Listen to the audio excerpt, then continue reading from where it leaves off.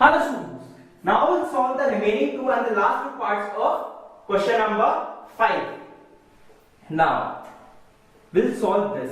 As I told you, we can write this as minus 1 multiplied with 17 multiplied with minus 1 multiplied with 29. So it will give us the same. Now, minus 1 multiplied with minus 1, minus and minus gives us plus, and 1 into 1 is 1. So that will give us plus 1, which we can neglect. Now, there remains 17 multiplied with 29. So, if you know the table till 20, then it is well and good. We can write this as 30 minus 1. But if you don't know the tables, then we can write it as 20 minus 3 multiplied with 30 minus 1. So, as I told you, first of all, we'll take this term with its sign, we'll multiply it with the whole bracket. Then we'll take this term with its sign and we'll multiply it with the whole bracket. First of all, we'll take 20, we'll multiply it with this bracket, 30 minus 1. Then we'll take minus 3, because we take the term with its sign. So we'll take minus 3 and we'll multiply it with 30 minus 1. So now it will give us 600 minus 20 minus 90 plus 3. So that will be minus 110 plus 3.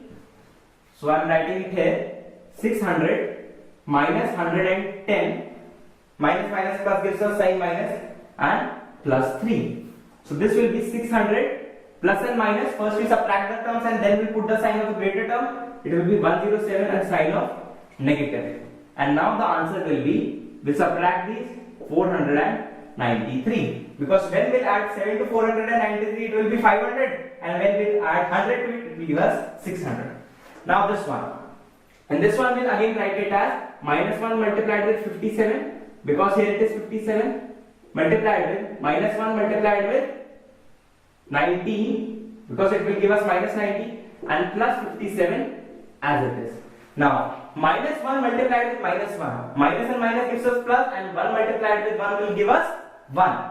So these two will be neglected out, and there remains 57 multiplied with 19 plus 57.